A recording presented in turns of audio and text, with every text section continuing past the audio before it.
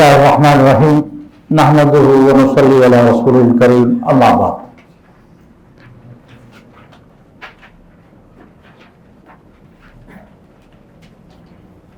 آپ لوگوں کے فائدے کی خاطر کہ مختصر وقت میں بہت کچھ آپ لوگوں کے سامنے آ جائے، تو اس کے لیے ہم نے اپنا جو طریقہ تدریس تھا اس کو بھی تبدیل کر دیا تاکہ آپ لوگ اس سے مزید مختصر طور پہ استفادہ حاصل کر سکیں۔ ہم آپ کے سامنے نہ تو عالم ہیں، کوئی علمی باتیں کریں گے، ہم صرف آپ کو ایک طریقہ کار بتائیں گے اور بنیاد بتائیں گے قضا کی۔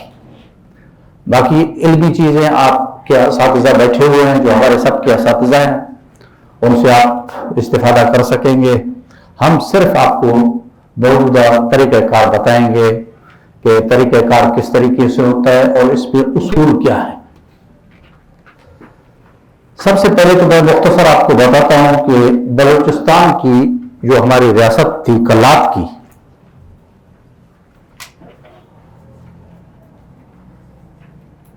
اس میں سن 1100 ہجری سے، اس سے پہلے جب آپ تاریخ کو پڑھیں تو اس میں بھی یہی طریقہ کار تھا کہ جب بھی کوئی نزاعات ہوتے، کوئی معاملات پیدا ہوتے تو اس میں علماء سے رجوع کیا جاتا اور علماء بیٹھ کر کے ان کے فیصلے کرتے۔ لیکن سن 1100 ہجری میں نوری نصیر خان نے، جو ریاست کلات کا والی تھا، اس نے پوری ریاست کے اندر اسلامی احکامات کا اجرا کیا۔ قاضیوں کی تقرر ہوئی اور حدودات کا قیام اور بدعات کی کلا کمی، پورے ایک صفحے پہ وہ نوٹیفکیشن جو انہوں نے اس زمانے میں کیا ہے فارسی زبان کے اندر، اس وقت بھی موجود ہے اور تاریخ کی کتابوں میں صراحت کے ساتھ ہے۔ تو یہ سلسلہ چلتا رہا، اور یہ صرف ریاست کلات میں نہیں تھا بلکہ آپ پورے بر صغیر میں دیکھیں، کوئی ایسا شہر نہیں تھا جہاں پر قاضی نہ ہو۔ لیکن جب انگریز استعمار آیا تو اس نے ایک ایک کر کے سب سے پہلے نظام قضا کو ختم کرنے کی کوشش شروع کی۔ چنانچہ یہ سلسلہ قوانین کلات میں یکے بعد دیگرے چلتا رہا۔ انگریزوں نے یہ معاہدہ طے کیا کہ بھئی ہم آپ کے اندرونی معاملات کے اندر مداخلت نہیں کریں گے، آپ بھلی جو چاہیں کر لیں۔ تو احمد خان، نصیر خان، اس طریقے سے کئی حضرات یکے بعد دیگرے قوانین کلات آئے جن کے ہاں باقاعدہ نظام قضا رہا، اور پھر ہمارے جو آخری خان تھے احمد یار خان صاحب، اس نے اس نظام کو مزید مستحکم بنانے کے لیے بہت کوشش کی۔ چنانچہ دیوبند سے جا کر کے مولانا شمس الحق افغانی صاحب کو یہاں پر لائے، ریاست کلات میں وزیر معارف مقرر کیا، اور یہ حکم صادر کیا کہ جتنے بھی لوگ دیوبند پڑھنے کے لیے چلے جائیں تو اخراجات جو ہے وہ ریاست کلات برداشت کرے گی، اور جتنے بھی وہاں سے فاضل ہو کر کے آتے تو ان کو قضا کا نظام جو ہے وہ سپرد کیا جاتا، اور مدارس کا قیام، مبلغین کا قیام، کہ ہر ضلع کے اندر مبلغ ہوں اور لوگوں کو دین کی دعوت دیں اور ان کو نماز کی پابندی، جمعے کا قیام وغیرہ وغیرہ، یہ تمام، یہاں تک کہ مبلغین کے پاس جو اس زمانے میں حالات کے لحاظ سے گھوڑے ہوتے تھے، گھوڑے کے اخراجات بھی وہ بھی ریاست کلات فراہم کرتی تھی۔ آج بھی میرے پاس وہ بجٹ موجود ہے جس میں جی مبلغین کی اتنی تنخواہیں اور گھوڑے کے لیے اتنے اخراجات اور سالانہ اس کے اتنے وظائف۔ تو خانہ کلات نے بہت زیادہ کوشش کی کہ میں پورے نمونے پہ ریاست کلات کو ایک اسلامی نمونہ بناؤں۔ چنانچہ اگر آپ دیکھیں اس کے جذبات کو کہ حضرت جی اپنے سفر نامے میں تحریر فرماتے ہیں، مولانا محمد یوسف صاحب، کہ ہم کلات گئے پورا وفد لے کر، تو وہاں سے کوئی انگریز اے جی جی گزر رہا تھا. اس نے دیکھا کہ یہ لوگ ہیں تو باہر کے بلوچستان کے لوگ معلوم نہیں ہوتے، کیونکہ ہر ایک علاقے کی اپنی وضاحت ہوتی ہے. تو وہ آیا اور حضرت جی سے کہا کہ بھائی آپ کہاں سے آئے؟ انہوں نے کہا جی ہم تو ہندوستان سے آئے. کس لیے آئے ہو؟ اپنے مسلمان بھائیوں سے ملنے کے لیے آئے ہیں اور ان کے ساتھ نماز روزے کی بات کرتے ہیں. تو اے جی جی نے کہا کہ بہتر یہ ہے کہ آپ لوگ چلے جائیں. انہوں نے خارقلات کو پیغام بھجوایا کہ ہم یہاں مہمان ہیں، آئے ہیں.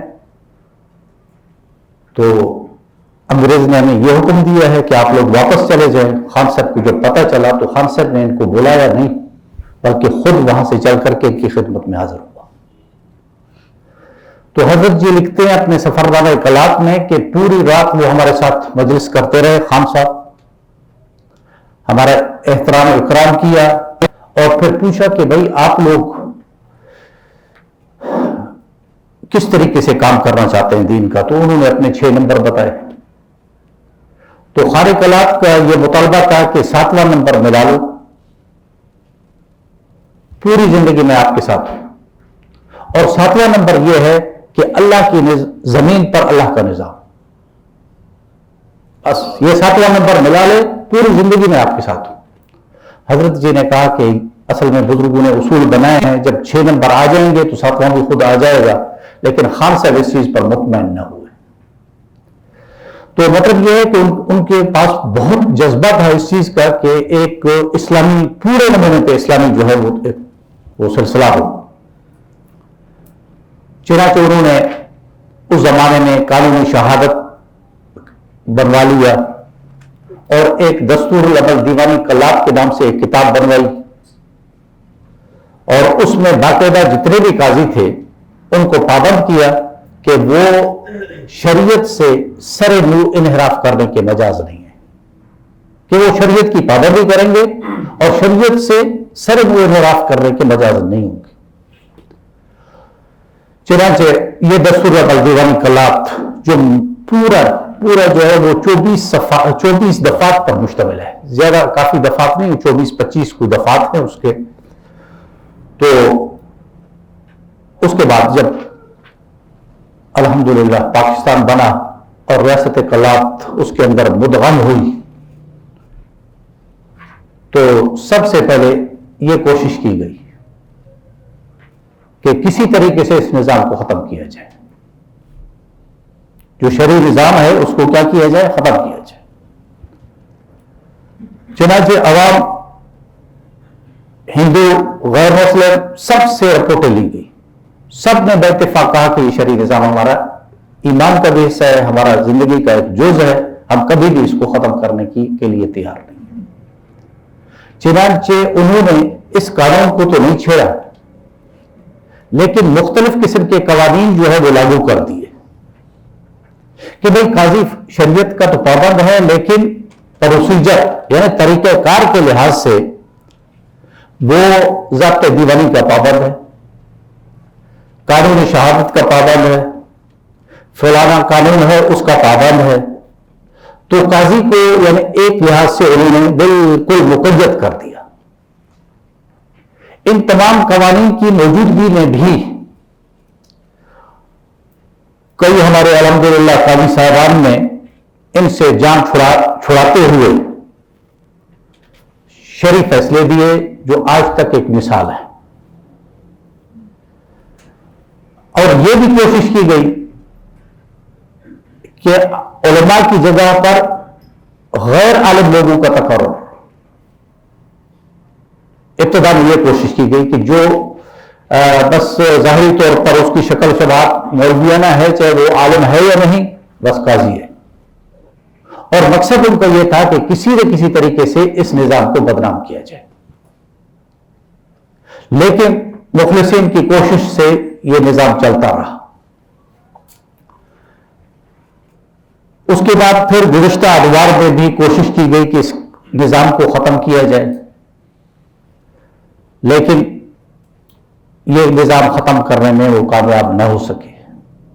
انہوں نے دوسرا طریقہ اپنایا کہ علماء کے بجائے جو LLB تھے، جو شرعی نظام سے واقف نہیں تھے، ان کو جو ہے وہاں پر بٹھایا گیا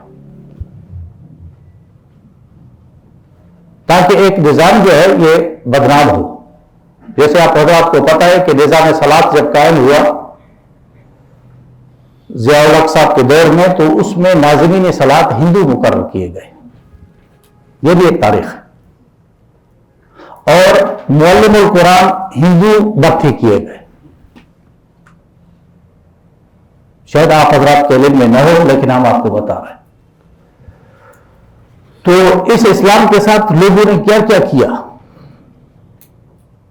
اب یہ جتنا بھی آپ کو طریقہ کار عدالتی نظر آ رہا ہے، اس میں انصاف کی کا ذرا بھر بھی جو ہے گنجائش نہیں ہے۔ 1 لاکھ روپے کی چیز ہے، اس پہ 20 لاکھ روپے خرچ کرو، لیکن آپ کی زندگی میں پھر بھی وہ فیصلہ نہیں ہوگا۔ آپ کے ورثاء آ کر کے بیٹھ کے پھر راضی نامے کی صورت میں، صلح کی صورت میں اس کو طے کریں گے۔ عدالت جو ہے کبھی بھی تصفیہ نہیں کرے گی۔ سپریم کورٹ تک فیصلے ہو جاتے ہیں، لیکن اجرائی بدری یعنی عمل درآمد کے سلسلے میں پھر یہ ہائی کورٹ تک پہنچتے ہیں اسی نظام میں۔ اور پھر قدرتی طور پر ہم ایسے غلام بن گئے ہیں کہ ہم نے دیکھا ضابطۂ دیوانی پاکستان کی اصلاحات کے متعلق حضرت مفتی اعظم پاکستان مولانا مفتی محمد رفیع صاحب چیئرمین تھے اس کے، تو اس میں دیندار لوگوں میں سے کچھ وکلاء بھی شامل تھے۔ وہ نصوص کا تو انکار کر لیتے تھے، وہی دیندار، کیونکہ پوری تربیت ان کی ایسے معاملات میں ہوئی، ایسے وہ علم کے ساتھ متعلق رہے جو بے دینی پر معمول تھا، تو وہ نصوص کا انکار کرنے کے لیے ان کو کوئی جھجک محسوس نہیں ہوتی تھی۔ لیکن ضابطہ دیوانی کا ایک سطر بھی جو ہے اس کے اندر کاٹ کوٹ پیدا نہ ہو۔ اب آپ دیکھیں، آج کل تو نیٹ کا دور ہے، برطانیہ میں یہ ضابطہ دیوانی نافذ نہیں ہے۔ جو انگریز قانون ہمارے ہاں مسلط کر کے گئے ہیں، برطانیہ میں یہ نہیں ہے۔ برطانیہ والوں نے اپنے لیے مختصر کچھ قانون بنا لیا، اور ہمارے یہاں وہ بدستور بے عینی ہی نافذ ہے۔ کئی دفعہ اسلامی نظریاتی کونسل کے علماء، جس میں حضرت شیخ الاسلام جیسے لوگ، مولانا خانی جیسے لوگ، حضرت دنوی جیسے لوگوں نے ان کے ممبر رہے اور انہوں نے سفارشات کی، لیکن یہ سفارشات کس کے پاس جائیں گی؟ آئین کے لحاظ سے وہ جائیں گی قومی اسمبلی میں، جن کو قل واللہ پڑھنے بھی نہیں آتی، وہ دیکھیں گے کہ یہ شریعت کے مطابق ہیں یا نہیں ہے۔ یہ ہنسنے کی بات نہیں ہے، یہ ایک المیہ ہے، رونے کی بات ہے ہمارے لیے۔ اللہ اکبر۔ وفاقی شرعی عدالت کے جج کے لیے مسلمانوں میں شرط نہیں ہے،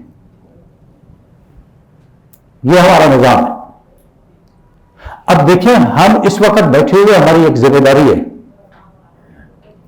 نماز روزے کی بات تو عام تبلیغ کا آدمی بھی بیچارہ کر لیتا ہے، لیکن ہمارے لیے ایک ذمہ داری یہ ہے کہ لوگوں کو روشناس کرائیں کہ آپ کے جو معاملات عدالتوں میں فسخ نکاح کے ہو رہے ہیں،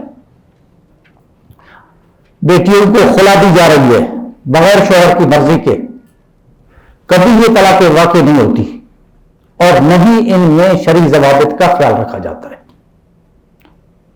چنانچہ دردمند حضرات نے اس سلسلے میں ڈاکٹر اسرار صاحب کی جماعت نے بھی بیچاروں نے کافی کوشش کی، وکلاء حضرات کو بلوایا، سیمینار منعقد کیے کہ بھائی یہ طریقہ کار جو پاکستان میں رائج ہے آئینی نظام کے اندر، وہاں سے عورت پہنچ جاتی ہے، اس نے اگر خلا کی درخواست کی تو شوہر کو نوٹس دینا ضروری نہیں ہے۔ یہ چودھری افتخار صاحب کا فیصلہ ہے، کہ بس اس نے خلا کی درخواست کی، جیسے مرد کو طلاق دینے کا اختیار ہے تو عورت بھی خلا کے ذریعے سے جا سکتی ہے۔ اچھا، پھر یہی خواتین جا کر کے نکاح ثانی کرتے ہیں، پھر اس سے جو اولاد کا سلسلہ چلتا ہے تو آپ کے سامنے ہے۔ تو یہ بہت انتہائی جو ہے ہمارے لیے بڑا مسئلہ ہے۔ ہم لوگوں کو، قوم کو ان چیزوں کے متعلق متعارف کریں کہ بھئی ان عدالتوں کے اندر ہمارے جو مسائل ہیں وہ شرعی طور پر حل نہیں ہو رہے، اور ظاہر ہے کہ یہ شف سے بات نہیں ہوگی، یہ صراحتاً ان کو کہنا پڑے گا کہ عدالت کی خلاف خدا نہیں ہے، عدالت کا فسخ نہیں ہے۔ اگر تمہاری لڑکی جاتی ہے اس کے باوجود وجوہات فسخ نہیں ہوتے لیکن تمہیں طلاق مل جاتی ہے، یہ تمہاری لڑکی جو ہے جا کر کے نکاح نہیں کرتی ہے بلکہ یہ غلط کاری کی طرف جو ہے وہ، تو صراحتاً ان کو کہہ دینا چاہیے اور حکمت کے ساتھ ان کی ذہن سازی کی جائے کہ بھئی یہ نظام قضاء جو ہے یہ بہت اہم ہے، تاکہ حکومت بھی ہماری مجبور ہو جائے کہ کم سے کم قرآن و سنت کے خلاف جو ہے نہ تو قوانین کوئی وضع ہو اور نہ اس پہ کوئی عمل درآمد ہو۔ ہمارے وکلا بیچاروں کو پتہ بھی نہیں ہوتا، وہ کیا کرتے ہیں، خلا۔ حالانکہ شریعت نے بھی فسخ نکاح کی صورتیں بتائی ہیں، متعلق ہو، انین ہو، خرچہ نویتا ہو، سمجھ میں آ گئی، اور اس طریقے سے ضرب شدید کرتا ہو تو ضرب شدید کی صورت میں بھی ہمارے علماء کا فتویٰ آ گیا ہے کہ ایسی صورت کے اندر بھی فسخ نکاح کی وجہ ہو سکتی ہے، لیکن اس کے باوجود وہ خلا کو ڈالیں گے۔ اب یہ خلا جو ہے در حقیقت ظلم ہے عورت کے ساتھ۔ فسخ نکاح کی وجوہات جب موجود ہیں تو اس کو پھر کیوں مجبور کیا جاتا ہے کہ وہ حق بار بھی واپس کرے؟ یہ بھی تو ایک لحاظ سے کیا ہے بھائی، ظلم ہے۔ اسی وجہ سے ان چیزوں کو جب تک ہم سمجھیں گے نہیں تو ان کی برائیاں ہمارے سامنے کیسے آئیں گی؟ تو میں کوشش کروں گا کہ آپ حضرات کے سامنے یہ تمام نظام جو اس وقت پورے پاکستان میں ہے تو یہ آپ لوگوں کے سامنے آنا چاہیے، دیوانی بھی اور فوجداری بھی اور عدالتوں کی اقسام بھی، سمجھ گئے جی؟ تو سب سے پہلے میں ابھی اس چیز کی طرف آ جاتا ہوں کہ عدالت یا مقدمات کی قسمیں۔ لکھنا مفید ہوگا یہاں پر ہی ویسے ہی، ہم تو ویسے اچھا پہلے تو ہم کتاب تقسیم کرتے رہے نا، ابھی وہ صورت نہیں ہے، ابھی صرف سارا لیکچر جو ہے ہم لوگوں کا اسی میں ہوگا نا جی، تو سمجھانے کے ساتھ ہی ہوگا، تو ظاہر ہے لکھتے جائیں گے جی۔ اچھا بھائی، یہ ذہن نشین رکھو کہ مقدمات کی دو قسمیں ہوتی ہیں، موٹی قسمیں، حالات کے لحاظ سے اس کے اندر تبدیلی آ رہی ہے، لیکن موٹی قسمیں جو ہے دو، ایک ہے دیوانی۔ آپ لکھنے کی کوئی ضرورت نہیں ہے، میرے خیال میں آپ لوگ سمجھ جائیں، ماشاءاللہ آپ علماء ہیں، سمجھدار ہیں، صرف سمجھ لیں۔ باقی اگر آپ لوگوں کو ضرورت پڑی تو ہم آپ لوگوں کو وہ کتاب کی فوٹو کاپی وغیرہ دے دیں گے تاکہ آپ اس سے سمجھ جائیں۔ یہ دیوانی۔ اور دوسرا قسم ہے فوجداری کا۔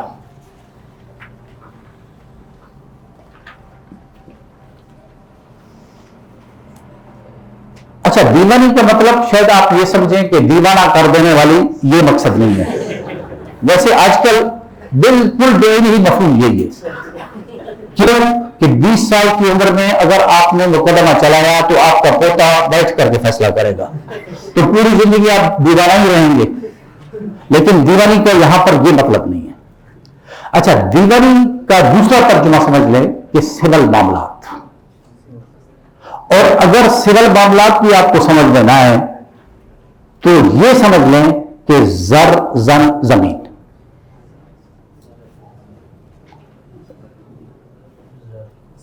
زر سمجھ رہے ہو؟ ٹھیک ہے نہیں؟ ابھی کہیں پہ بات ہو رہی تھی تو کہہ رہے تھے کہ جی ہم علماء کو انگریزی پڑھا رہے ہیں، میں نے کہا علماء کو تو اردو آج کل نہیں آ رہی، اردو جا رہی ہے۔ جن لوگوں کی مادری زبان اردو تھی وہ ایک تحریر پڑھ نہیں سکتے تھے، میں تو حیران ہوا کہ بھئی یہ اردو کتنا آہستہ آہستہ جاری ہے، یہ المیہ ہے، میری یہ بات کو آپ بذات نہ سمجھو، واقعی ایسے ہی ہو رہا ہے۔ 1 سال کی عمر میں اگر آپ نے مقدمہ چلایا تو آپ کا پوتا بیٹھ کر کے فیصلہ کرے گا، تو پوری زندگی آپ دیوانہ ہی رہیں گے، لیکن دیوانی کا اردو نہیں آ رہی. تو اسی وجہ سے کیونکہ اردو مستقل کوئی زبان نہیں ہے بلکہ چند زبانوں کا ایک مرکب ہے، تو اس میں فارسی کے الفاظ بھی ہیں اور عربی کے بھی ہیں. اس سلسلے میں بھی آپ لوگوں کو بتاؤں گا کہ ایک دو کتابیں ضرور آپ لوگ پڑھ لیا کریں تاکہ آپ لوگوں کی اردو جو ہے وہ صحیح ہو. ایک ہے شہاب نامہ، یہ قدرت اللہ شہاب کا. اس میں آپ جب اس کو پڑھیں گے پوری آپ کے سامنے پاکستان کی تاریخ بھی آئے گی اور حکمران بھی آپ کو بالکل اس میں ننگے نظر آئیں گے. ان کی حقیقت آپ کے سامنے اس نے بغیر کسی چھپانے کے سب کی کیفیت لکھ دی ہے. غلام محمد گورنر جنرل سے لے کر کے ذوالفقار علی بھٹو صاحب تک سب. اچھا، ایک تو اردو اس کی بہت بہترین اردو ہے، اور اگر دوسری کتاب پڑھیں میرے خیال میں اس کا تو کوئی مقابلہ ہی نہیں ہے اردو ادب میں، وہ ہے سید شوکت کی کتاب ہے اجنبی اپنے دیش میں. اس کی بہت ساری کتابیں ہیں لیکن یہ بہت اچھی کتاب ہے اپنے دیش میں. تو ایک تو یہ ہے کہ اگر آپ کو صحیح معنی میں اردو آتی ہے تو آپ بہت محظوظ ہوں گے اس کتاب سے. آپ کا دل کرے گا کہ میں پڑھتا ہی جاؤں اس کو. سمجھ گئے جی؟ تو اس طریقے سے آپ کی اردو کی اصلاح بھی ہو جائے گی. زر، زر کی معنی کیا ہو گئی؟ مال.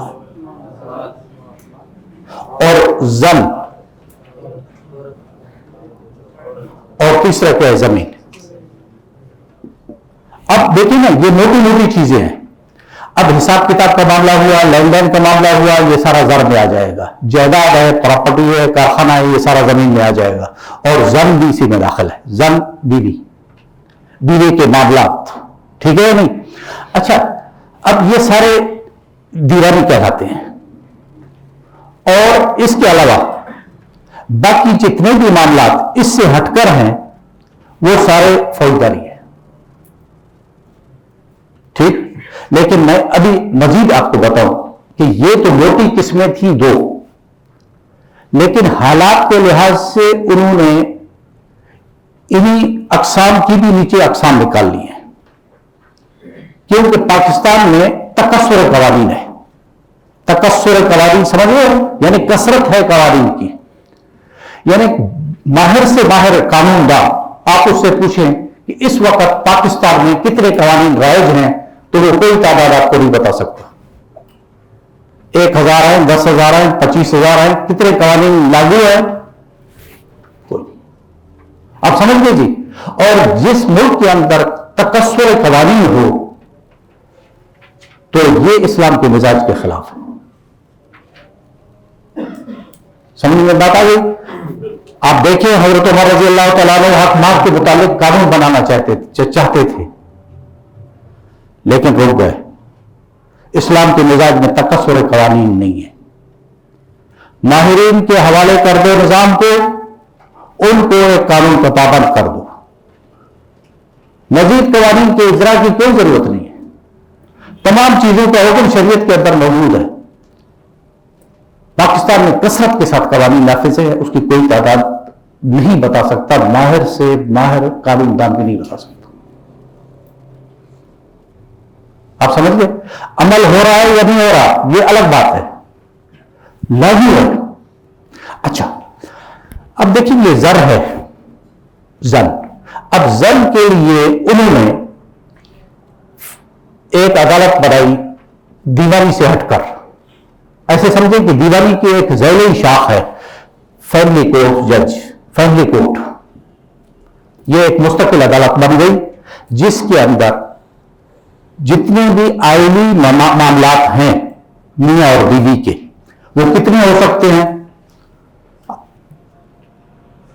ترس فرقہ، ٹھیک، نان نفقہ،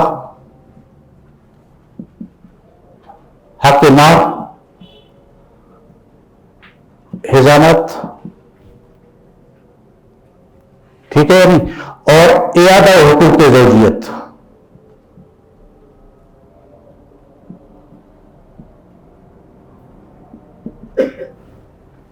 یہ دیکھ لیا تھا حضرات نے. تنسیخ نکاح، یعنی خاتون کو اگر نکاح فسخ کرانے کی ضرورت ہے تو وہ فیملی کورٹ میں جائے گی. اور نان نفقہ کا مسئلہ ہے, فیملی کورٹ میں جائے گی. حق مہر اس کو نہیں دیا جا رہا, فیملی کورٹ میں جائے گی. حضانت کا معاملہ ہے, فیملی کورٹ میں جائے گی. اعادہ حقوق زوجیت کا مسئلہ ہے شوہر کا, کہ بیوی اس کے ساتھ رہنا نہیں چاہتی, تو وہ کہاں جائے گی؟ وہ بھی اس عدالت میں چلی جائے گی, فیملی کورٹ میں. کون چلا جائے گا؟ شوہر. بیوی تو ترسیخ نکاح کی صورت میں چلی جائے گی, نان نفقے کی صورت میں چلی جائے گی. اعادہ حقوق زوجیت کا مطلب یہ ہے کہ بیوی میرے ساتھ نہیں رہ رہی ہے, شوہر بیوی کے خلاف جائے گا اس عنوان کے تحت. آپ سمجھ گئے جی؟ تو میاں بیوی کے جتنے بھی مسائل متعلقہ ہیں وہ فیملی کورٹ میں چلے جائیں گے. پھر انہوں نے مزید دیوانی کے اندر ایک اور بھی قانون بنا دیا, وہ کیا ہے؟ رینٹ کا قانون. اس میں بھی کافی چیزیں غیر شرعی ہیں, شریعت کے خلاف ہے. یہ ہے رینٹ, یہ دیکھ لیں یہ لفظ رینٹ. اب انہوں نے عدالت بنا دی پورے پاکستان میں, اس کا نام ہے رینٹ کنٹرولر. کیا نام ہے اس کا؟ Rent controller. عدالت جناب رینٹ کنٹرولر. اب اس کا کام کیا ہوتا ہے؟ اس کا کام یہ ہوتا ہے کہ کرایہ دار اور مالک کے درمیان میں جو معاملات ہیں اس کو تصفیہ کرنے کے لیے یہ عدالت ہے. سمجھ گئے جی؟ مثلا مالک جو ہے وہ کرایہ بڑھانا چاہتا ہے اور کرایہ دار کہتا ہے کہ جی میں بڑھا نہیں سکتا, تو اس کا تصفیہ کون کرے گا؟ Rent controller. اور اگر مالک اس آدمی کو بے دخل کرنا چاہتا ہے, یہ دکان سے نکل جائے اور میرا دکان خالی کر دے, لیکن وہ خالی کرنا نہیں چاہتا, تو وہ کہاں جائے گا؟ رینٹ کنٹرولر کے پاس. اگر کرایہ دار کرایہ دے رہا ہے کس کو؟ مالک کو, لیکن مالک نہیں لینا چاہتا. وہ اس لیے لینا نہیں چاہتا کہ وہاں پر شک ہے کہ 6 ماہ تک اگر کرایہ کی ادائیگی نہ ہو تو وہ قابل بے دخلی ہو جاتا ہے, وہ نہیں لے رہا. اب کرایہ دار کے لیے کیا طریقہ وہاں پر وضع کیا گیا کہ یہ فوراً جائے اور چالان کے ذریعے سے عدالت کے اندر یہ پیسے جمع کرا دے. اور سب بات سمجھ گئے یعنی یہ تمام قوانین جتنے بھی تھے یہ سارے کے سارے بلوچستان کے اندر جو ہے یہ بھی لاگو کر دیے گئے.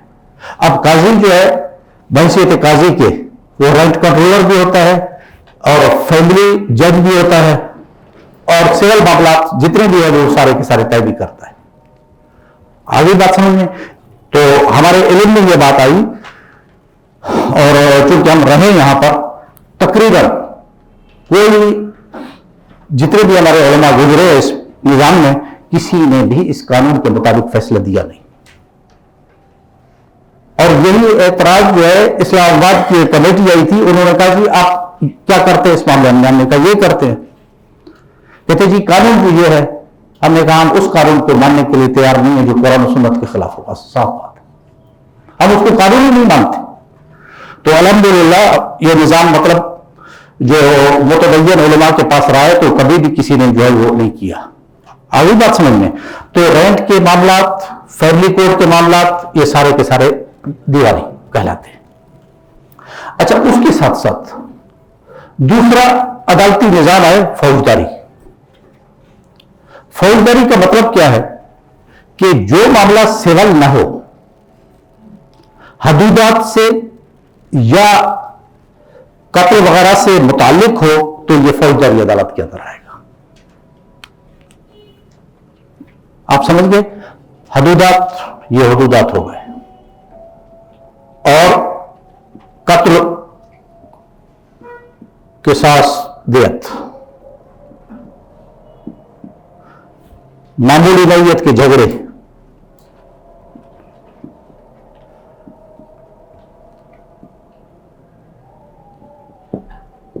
یہ سارے کس میں آتے ہیں جی؟ فوجداری. ابھی آپ حضرات کو سمجھ میں بات آ گئی ہے کہ دیوانی بھی آپ سمجھ گئے اور فوجداری بھی آپ سمجھ گئے. اچھا, اس کے اندر بھی ہم لوگوں نے کافی وسعت دے دی اس کو. مثلا جہاں پہ کلاشنکوف استعمال ہوا وہاں پر انہوں نے ایک عدالت بنا دی انسداد دہشت گردی، وہ بھی فوجداری معاملہ ہے لیکن عدالت انہوں نے الگ سے ہی بنا دی، یا احتساب کی عدالتیں، یا برائے نام جو نیب کی عدالتیں ہیں. آپ سمجھ رہے ہو یہ چیزیں؟ یعنی جو آدمی کوئی خرد برد کرتا ہے تو نیب کی عدالت میں جو ہے وہ معاملہ چلا جاتا ہے. پھر اس کے بعد جو ہے یہاں پر تو سب کچھ سیاسی لحاظ سے ہوتا ہے، ویسے اصل قانون تو یہی ہے کہ جو کرپشن کرے اور اس کی کرپشن ان کے سامنے آ جائے تو وہ ایک چالان کے ذریعے سے ان کو ملزمان متعین کر کے نیب کی عدالت کو بھجوائے. لیکن یہاں پر نیب جو ہے صرف کس چیز کے لیے استعمال ہوتا ہے؟ سیاست کے لیے. ظاہر ہے کہ جتنا بھی غلط کار ہو لیکن اگر اس نے گورنمنٹ کا ساتھ دیا ہوتا ہے تو وہ نیب میں نہیں جائے گا جب تک ان کی حکومت ہے. جب وہ حکومت ختم ہو جاتی ہے تو پھر یہ نیب میں چلے جاتی ہے. سمجھ گئے جی؟ تو نیب کی عدالت انسداد دہشت گردی، احتساب اور اسی طریقے سے منشیات کے معاملے میں بھی مستقل عدالتیں ہیں. تو یہ سارے کے سارے فوجداری کے ایسے سبنے زمرے میں آ جاتی ہیں. بات سمجھ گئے یا نہیں؟ اچھی طریقے سے سمجھ میں آ گئے. اب پاکستان میں حدودات بھی نافذ ہے. حدودات سمجھ رہے ہو؟ سرقے کا قانون بھی ہے اور اسی طریقے سے اور زنا کا بھی ہے، شراب نوشی کا بھی ہے. یہ تمام باقاعدہ شریعت کے مطابق بنے ہوئے ہیں. اس میں شریعت کے خلاف کوئی چیز نہیں ہے. لیکن آپ حضرات کے سامنے ہے یہی بات کہ آج تک ہاتھ تو چور کا نہیں کٹا، میرا خیال میں ناخن بھی تو کسی کا نہیں کٹا ہوگا. ہاں ظاہر ہے. کیوں؟ وجہ یہ ہے کہ ہمارا جو طریقہ کار ہے، پروسیجر ہے، وہ سارا کا سارا غیر اسلامی ہے. وہ سارا طریقہ ہم لوگوں کا غیر اسلامی ہے. ضابطہ فوجداری انگریزوں کا ابھی تک ہمارے اوپر مسلط ہے، ضابطہ دیوانی ابھی تک مسلط ہے. طریقہ کار ان لوگوں کا وہی ہے. جب ضیاء الحق صاحب نے نیا قانون قصاص اور حدود آئینس کو جاری کیا تو سب کتابچے جو ہے شیشن ججوں کے پاس بھجوائے گئے. شیشن جج کو یہ حکم دیا گیا کہ یہ قانون جو ہے جتنے بھی بڑے بڑے افیسر ہیں سب کو بلا کر کے ان کو سمجھا دو. اب حمزہ خان رجبانی بیچارہ فوت ہو گیا، مجھ سے کہنے لگا قاضی صاحب یہ تو میرے لیے ایک مصیبت ڈال دی حکومت نے. اچھا میں اس کو پڑھ بھی نہیں سکتا ہوں، اس میں لکھا ہوا ہے موزہا پتہ نہیں کیا ہے، وہ الفاظ کا تلفظ بیچارہ نہیں کر سکتا تھا. دامغا، ہاں سمجھ میں آئی بات؟ ہاں یہ تمام اقسام، ضربات کے اقسام اور اس طریقے سے شجاعت کے. تو کہتے میں پڑھ نہیں سکتا تھا تو میں نے طریقہ کیا کیا اس کی فوٹو شیٹ بنوا لی. چائے بسکٹ کا انتظام کر لیا سب آفیسروں کے لیے، ایس پیز اور دوسرے ڈاکٹرز سارے بیٹھ گئے. بھائی یہ آپ کتاب چپ پکڑ، سب کو ایک ایک کاپی ان کی تقسیم کی. میں نے کہا جو آپ کو سمجھ میں نہ آئے تو پھر مجھ سے پوچھ لینا. کہتے نہ وہ پڑھیں گے نہ وہ پڑھیں گے اور نہ مجھ سے کبھی پوچھنے کی نوبت بھی آئے گی.